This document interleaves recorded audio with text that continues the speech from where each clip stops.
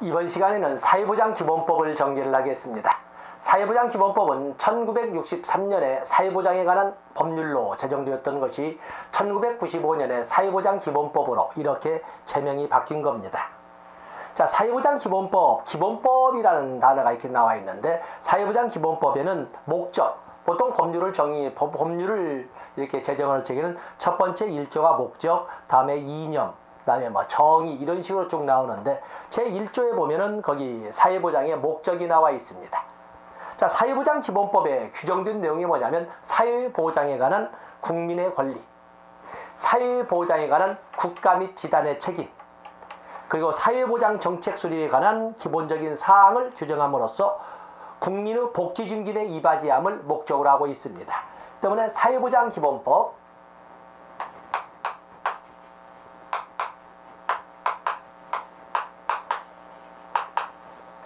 사회보장기본법 그냥 목적이라고 적는다면, 목적이라고 그 제1조가 목적이기 때문에 여기 보면 사회보장에 관한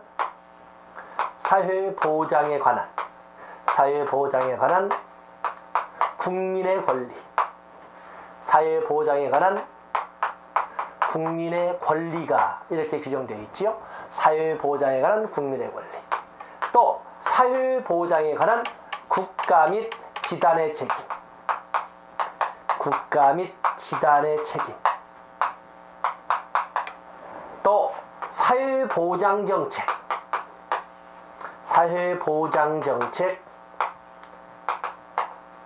수립 등에 관한 기본적인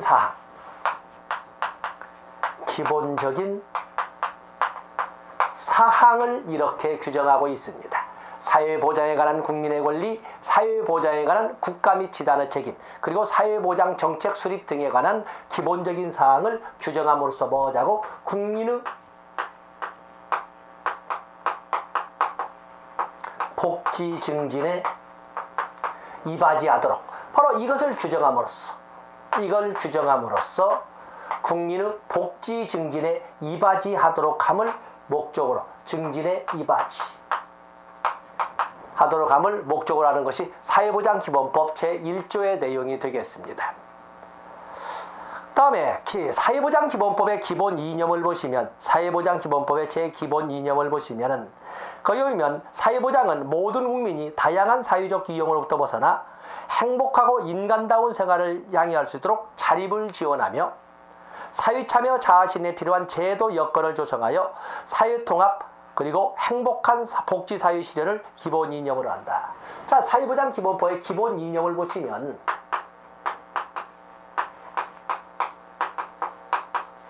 자, 사회보장기본법 기본 이념을 보시면 거기 보면 인간다운 생활을 향해 할 수 있도록 자립을 지원하고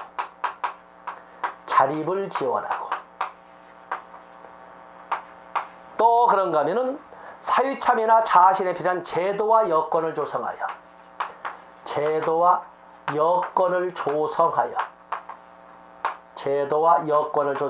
뭐 하자고? 제도와 여건을 조성하여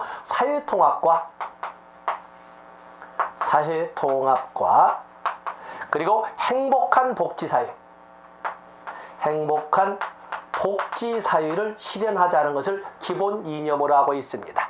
그래서 다양한 사회적 기형으로부터 벗어나 행복하고 인간다운 생활을 향유할 수 있도록 자립을 지원하며 자아실현, 사회통합을, 사회참여, 자아실현에 필요한 제도와 여건을 조성해서 궁극적으로는 사회통합을 이루고 그리고 행복한 복지사회를 실현하는 것을 이념으로 하는 것이 바로 사회보장기본법이 되겠습니다.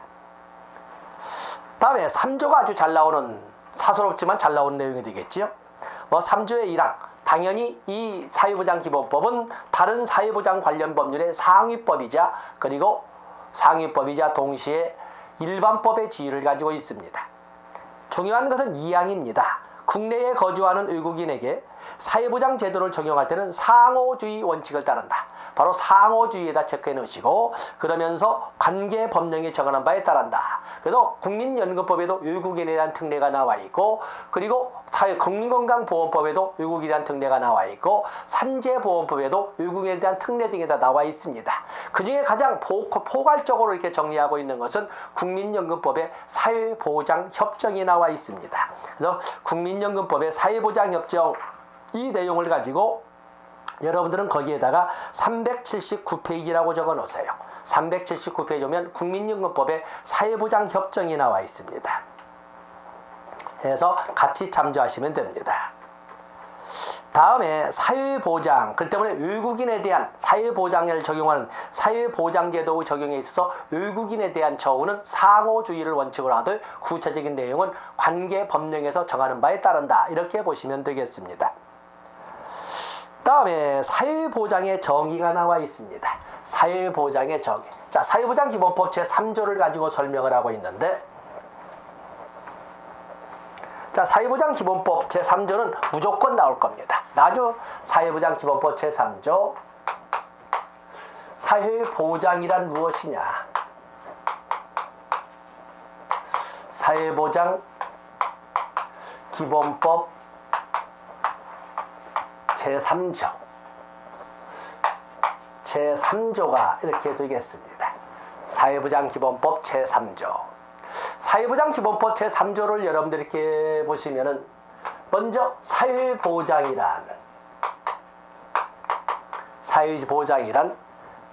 사회적 위험으로부터 모든 국민을 보호하고 삶의 질 향상을 위하여 필요한 소득과 서비스를 보장하는 사회보험, 공공부조, 사회 서비스를 말한다. 이렇게 규정을 하고 있습니다. 그래서 사회보장에 보면 사회적 위험으로부터 모든 국민을 보호하고 삶의 질 향상을 위해 소득과 서비스를 보장하는 이 두 가지를 위한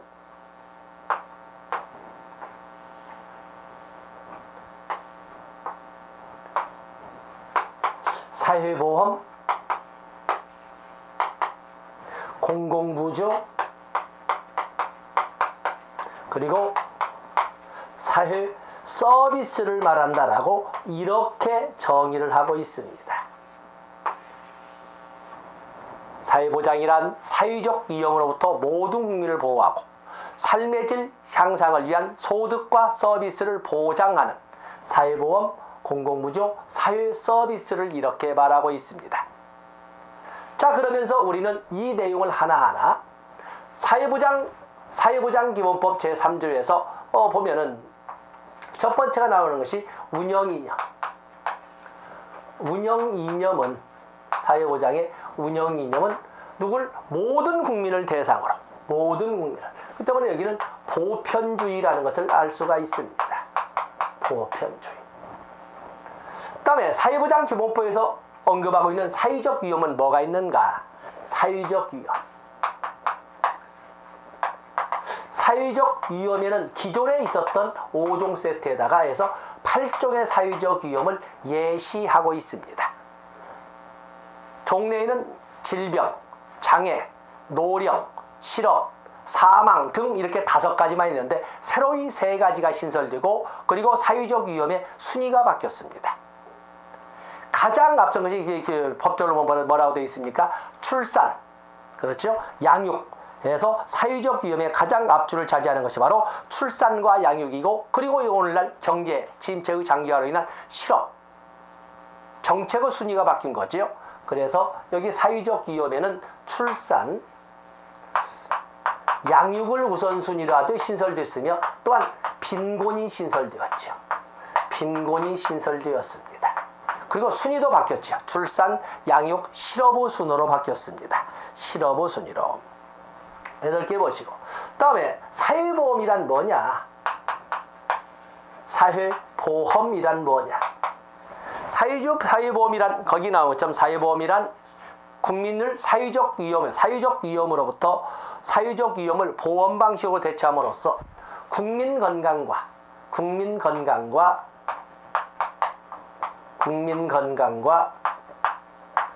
소득을 보장하는 제도라고 이렇게 설정을 했습니다. 그래서 5대 사회보험을 보면 국민 건강과 소득 보장이에요. 국민보험, 노인장기요양보험은 건강을 보장하는 제도고 국민연금과 고용보험은 소득을 보장하는 제도입니다. 그에 비해서 산재보험이라는 것은 업무상 사유로 인한 부상, 질병 등에 대한 건강을 보장하는 제도인가 동시에 소위 휴업급여, 장애급여, 간병급여 등등등을 쭉 나열을 해서 나머지 7종은 모두 소득 보장의 양면성을 가지고 있다는 것을 알 수가 있습니다. 그다음 사회보험은 5개 모두가 국민 건강이나 아니면 국민 소득 아니면 건강과 소득을 같이 병행하는 보장 제도가 되겠습니다. 다음에 공공부조란 책임이 나와 있죠. 주체. 공공부조의 주체는 국가지요. 국가나 지방자치단 책임으로. 그 때문에 국가나 지단. 다음에 대상은 생활이 어렵거나 생활을 유지할 능력이 없는 빈곤층을 말하지요. 극빈층이라고 쓰겠습니다. 생활이 어렵거나 생활을 유지할 능력이 없는. 다음에 목적이라고 하는 것은 최저 생활을 보장하고 자립을 지원하는 제도이다. 최저 생활 보장과 자립 지원을 목적으로 하지요. 최저 생활 보장과 그리고 자립 지원을 목적으로 하는 것이 바로 공공부조가 되겠습니다. 다음에 사회 서비스가 있죠. 사회 서비스는 국가나 지방자치단체나 민간 부문의 도움이 필요한 모든 국민을 모든 영역에서 인간다운 생활을 보장하고 다양한 방법을 통해서 삶의 질이 향상되도록 지원하는 그 제도를 사회 서비스라고 합니다. 그래서 도움이 필요한 모든 국민을 대상으로 해서 모든 영역에서 인간다운 생활을 보장하고 그리고 삶의 질이 향상되도록 다양한 방법으로 지원하는 이런 제도를 사회 서비스라고 설명을 했습니다. 그렇게 해서 여기 보면은 사회보장의 기본틀은 사회보험, 공공부조, 그리고 사회 서비스가 있습니다. 다음에 두 번째 밑에다가 우리가 적겠습니다. 두 번째로 존재하는 것은 바로 평생 사회안전망이 있습니다. 평생 사회안전망이 등장을 하지요. 평생 사회안전망.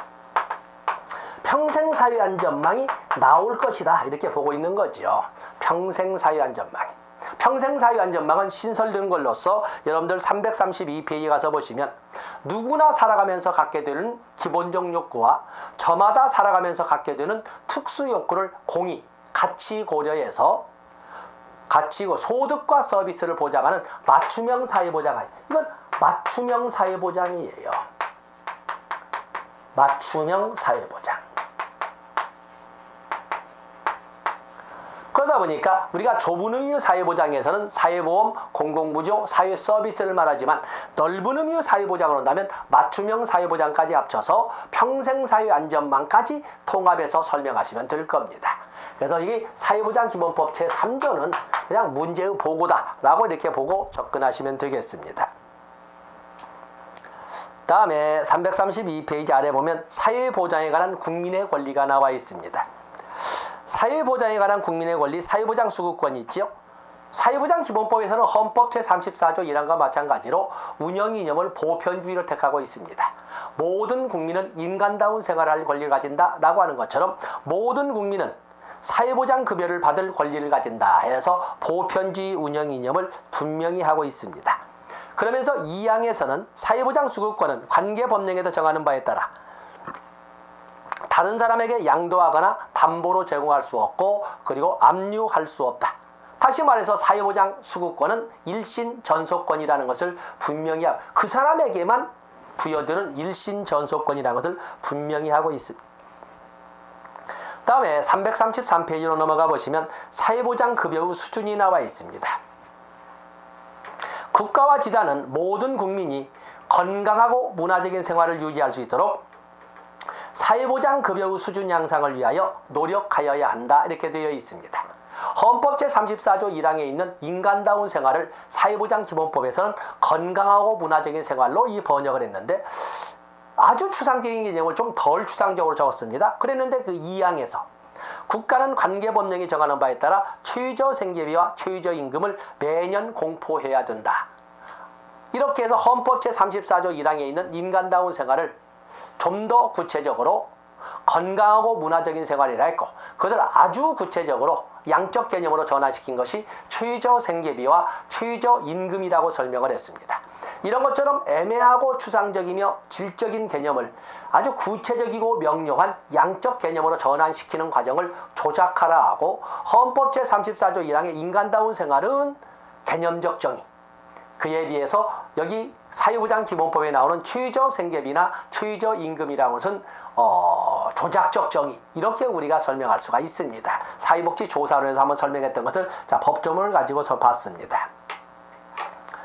다음에 거기 보시면 사회보장 급여의 신청이라고 하는 것은 사회보장 급여를 받으려는 사람은 관계법령이 정하는 바에 따라 국가나 지단에 신청하여야 한다.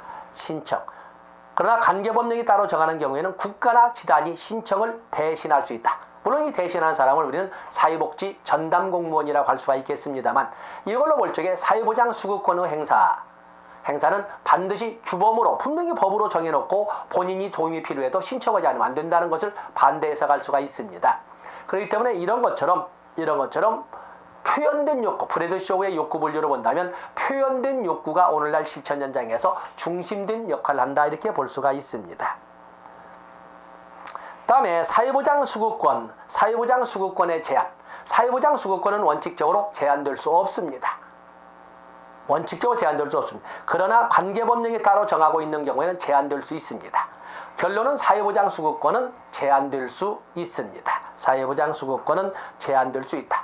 그리고 우리가 건강보험을 생각한다 해도 건강보험, 그야말로 열심히 성실히 일한 대가로 건강보험료를 내는 사람들이 적립한 돈을 자해하고 그야말로 범죄를 저지른 자에게 치료비로 내준다는 것은 도덕적으로 사회정의에 맞지 않습니다. 그럴 경우는 제한이나 정지 사유가 될 거예요. 그렇기 때문에 원칙적으로는 제한될 수 없다고 하지만 관계법령이 따로 정함으로써 제한되거나 정지될 수 있습니다. 다음에 사회보장 수급권은 서면으로 포기할 수 있지만 그 포기한 사회보장 수급권을 다시 취소할 수도 있습니다. 5번에 나와 있지요. 서면으로 취소할 적에는, 포기할 적에는 서면으로 하지만 그 포기를 또 취소할 수도 있다는 것을 알아주시면 됩니다. 334페이지로 넘어가 보시면 사회보장위원회가 나와 있죠. 보통 위원회와 같은 경우에는 법률로 이렇게 제정을 하는데, 위원회와 같은 경우에 의결이 있니 없니 그건 따질 필요 없이 의결이 있고 그걸 큰 의미를 갖지 않습니다. 심의 의결이나 심사 의결이냐 이런 개념이기 때문에 사회보장에 관한 주요 시책을 심의 조정하기 위하여 국무총리 소속하에 사회보장위원회를 둔다. 3번에 보면 위원장은 국무총리가 되고 부위원장은 기획재정부 장관과 보건복지부 장관이 된다. 그다음에 사회보장위원회에 그런 국무총리 소속으로 하고 국무총리가 위원장이 되고 부위원장은 기획재정부 장관과 보건복지부 장관이다. 그래서 그 위원회 보면은 2번에 위원장 한 사람, 부위원장 두 사람을 두 사람과 아래 같은 사람을 포함해서 30명 이내의 위원으로 구성을 한다. 그리고 사회보장위원회는 실무위원회가 있고 실무위원회는 전문위원회를 둔다고 되어 있습니다. 다음에 사회보장 정책의 기본 방향이 나와 있지요. 사회보장 정책의 기본 방향이 나와 있습니다. 자, 사회보장 정책의 기본 방향. 자, 사회보장 정책의 기본 방향은 세 가지로 이렇게 설정을 했습니다.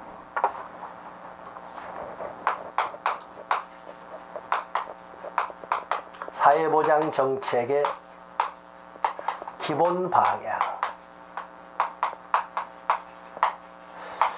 사회보장 정책의 기본 방향은 평생사회 안전망의 구축 운영입니다. 평생사회 안전망. 평생사회 안전망의 구축 운영이죠. 자, 그러면 아까 사회보장 기본법에서 제목만 적고 말았습니다만 이 평생사회 안전망은 뭘까? 평생사회 안전망은 평생사회 누구나 갖게 되는, 누구나 살아가면서 갖게 되는 보편적 욕구인 기본 욕구와 저마다 살아가면서 갖게 되는 특수 욕구를 같이 고려해서 소득과 서비스를 보장하는 맞춤형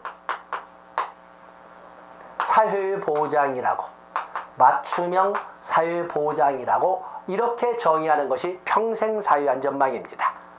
그래서 사회보장 정책의 기본 방향의 첫 번째가 맞춤형이라고 하는 평생사회안전망의 구축 운영. 그리고 두 번째 사회보장 정책의 기본 이념으로서는 바로 서비스 보장, 말하자면 사회 서비스 보장. 그냥 차례대로 먼저 소득과 서비스 보장이니까 이렇게 저 두 번째에서 소득과 서비스를 보장이니까 그냥 쓰겠습니다. 그냥 사회 서비스 보장 그리고 소득 보장. 이 세 가지를 가만히 보면은 여기 나오는 평생사회 안전망의 내용에서 다 쓸 수가 있습니다. 그래서 사회보장 정책의 기본 방향은 평생사회 안전망의 구축 운영, 그리고 그 내용인 사회 서비스의 보장과 소득 보장을 기본 방향으로 설정을 하고 있습니다. 자, 그래서 다음에 사회보장 정책의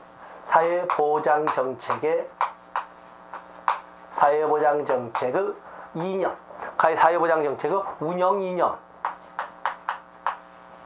이념으로 이렇게 보면은 사회보장 정책의 운영 이념에는 첫 번째가 보편성, 그리고 두 번째가 형평성,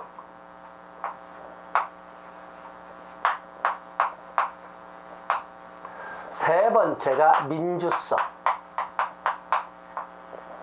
네 번째가 연계성,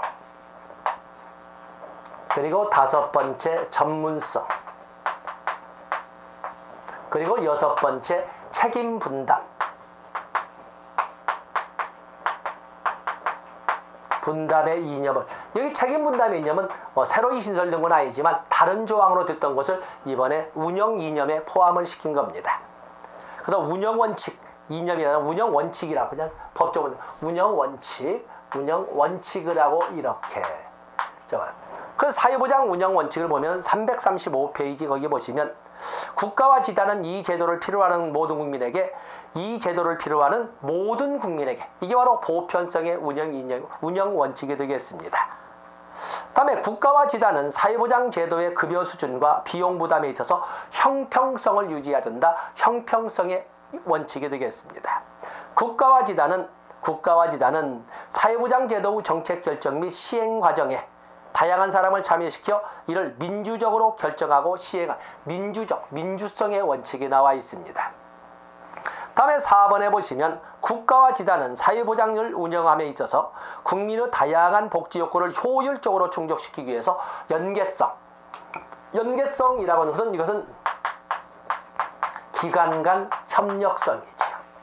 관련 기관 간 긴밀한 협력성을 바탕으로 해서 그래서 국민의 다양한 복지 욕구가 효율적으로 충족되게 하기 위해서 연계성과 전문성을 높여야 된다. 연계성의 원칙, 전문성의 원칙. 다음에 5번에 보면 사회보험은 책임 분담. 사회보험은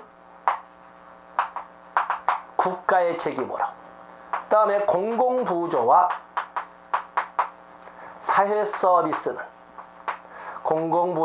사회서비스는 국가 및 지단의 책임으로 행함을 원칙으로 한다. 이렇게 해서 새로이 신설된 건 아니지만 다른 조항에 있는 것을 운영 원칙으로 포함을 시켰습니다.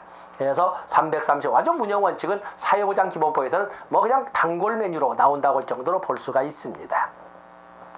다음에 두 번째, 비용의 부담이 이렇게 나와 있는데, 비용의 부담. 사회보장 비용의 부담은 사회보장 제도의 목적에 따라 국가, 지단, 그리고 민간 부문 간에 합리적으로 조정된다. 자, 그건 좋습니다. 중요한 것은 바로 2번이지요. 2항인데, 사회보험에 드는 비용은, 사회비용에 드는 비용은 사용자, 피용자 및 자영업자가 부담하는 것을 원칙으로 하되 국가가 그 비용의 일부를 부담할 수 있다. 다시 말해서 사회보험의 비용 부담은 노사정 3자 부담입니다. 거기 보면 사회보험에 드는 비용은 사용자, 피용자 콤마를 찍었으면 양자를 묶은 것이 바로 노사균등분담이라고 합니다. 자, 여러분 알다시피 국민연금 보험료 어떻습니까? 노사균등분담으로 기준소득원액의 9%를 4.5, 부담금 회사에서 4.5, 그리고 기여금 근로자가 4.5%에서 기준소득원액의 9%를 노사균등분담하지 않습니까? 사용자와 비용자가. 그런가 하면 국민건강보험도 역시 마찬가지로 직장가입자의 국민건강보험료는 노사균등분담하지요. 노사균등분담에서 나오는데 바로 그게, 그래서 노사가 나오고 그 중에 국가가 그 비용의 일부를 부담할 수 있다. 정의되겠습니다. 자영업자와 같은 경우에는 사업장 가입자나 직장 가입자 이외에 이 가입자들은 스스로가 모두 내야 되는데 그게 바로 자영업자가 되는 거지요. 그런 것처럼 어떤 사회보험에 드는 비용은 노사정 3자 부담이라는 것을 여러분들이 염두에 두셔야 됩니다. 그에 비해서 공공부조 및 관계법령이 정하는 일정 소득 이하의 국민에 대한 사회 서비스에 드는 비용, 공공부조와 일정 소득 이하의 국민들에 대한 사회 서비스에 대한 비용은 국가나 지단이 전부나 일부를 낼 수 있다. 만약에 부담 능력이 있는 국민들의 사회 서비스에 대한 비용은 당연히 수익자가 돼야 되지만 사항에 나와 있지요. 이런 것처럼 사망사항은 도덕적인 것이고 어떤 이양, 사회보험의 재정은 노사정 3자 부담으로 하고 있다는 것을 여러분들이 알아주시면 되겠습니다. 다음에 사회보장 전달체계가 나와 있는데 거기까지 읽어보겠습니다. 국가와 지단은 모든 국민이 쉽게 이용할 수 있고 사회보장급여가 적시에 제공될 수 있도록 지역적, 기능적으로 균형 잡힌 사회보장 전달체계를 구축해야 된다. 쉽게 이용할 수 있고, 이건 접근성의 사회복지 서비스 전달체계의 원칙에 보면은 전문성의 원칙, 그다음에 적절성의 원칙, 지속성의 원칙, 평등성의 원칙, 포괄성의 원칙, 접근성의 원칙이 있죠. 바로 이 접근성, 시공간적으로 쉽게 접근할 수 있어야 된다. 그리고 사회보장급여가 적시에 제공될 수 있도록 지역적, 기능적으로 균형 잡힌 전달체계가 구축되어야 한다. 라는 것 등이 쭉 나와 있습니다. 아동복지에만 추정한다거나 노인복지에만 추정한다거나 아니면 일정 지역에만 집중 설치한다거나 이러면 평등성 위배가 되겠어. 지역에 의해서, 성별에 의해서, 나이에 의해서, 장애에 의해서 차별을 받지 않으면 안 됩니다. 평등성 위배. 그렇기 때문에 여기는 접근성의 원칙과 접근성의 원칙과 평등성의 원칙을 이렇게 설명했다고 볼 수가 있습니다. 336페이지로 넘어가 보시면 국가와 지단은 사회보장 전달체계의 효율적 운영에 필요한 조직, 인력, 예산을 갖추어야 한다. 국가와 지단은 공공부문과 민간부문의 사회보장 전달체계가 효율적으로 연계되도록 노력해야 된다. 사회보장 서비스, 사회복지 서비스 전달체계 운영 원칙에 보면은 역시 뭐가 있습니까? 기관 간 협력성, 그것을 여기 사회보장 기본법에서는 연계성이라고 설명을 했지만 사회복지 서비스 전달체계 운영 구축의 원칙에서는 보통 그것을 통합성이라고 합니다. 기관 간 협력성, 긴밀한 연계성, 컨티뉴티라고 하겠습니다. 라고 하기 때문에 여기에서도 역시 접근성과 평등성과 그리고 연계성 또는 통합성의 이념을 이렇게 같이 포함을 시켰습니다. 그 외에도 국가 및 지단의 책무에는 제목만 사회보장 급여의 관리, 전문인력 양성, 사회보장 통계, 정보 공개, 그리고 5번에 보시면 사회보장에 관한 설명 의무가 있습니다. 사회보장에 관한 설명 의무, 또 그래서 상담 그리고 통지 이런 것도 있지만 사회보장에 관한 설명 의무도 있다는 것을 하나 체크를 해 놓으시면 되겠습니다. 다음에 권리구제를 보시면 위법이나 부당한 처분을 받거나 필요한 처분을 받지 못함으로써 권익을 침해받은 국민은 행정심판을 청구하거나 행정소송을 제기하여 처분의 취소 변경 등을 청구할 수 있다. 그렇기 때문에 사회보장기본법상의 권리구제의 방법에는 행정심판이나 행정소송을 통해서 권리구제를 받을 수 있음을 분명히 명시하고 있습니다. 또 국민들의 의견 수렴은 당연한 어떤 행정 절차이기 때문에 안 읽어드려도 되겠습니다. 자, 이렇게 해서 두 번째 시간에는 사회보장 관련 법률에서 가장 기본적이라고 할 수 있는 사회보장 기본법을 정리를 했습니다. 자, 여기까지 하고 다음 시간에는 사회복지 사업법으로 진행을 하겠습니다. 고맙습니다.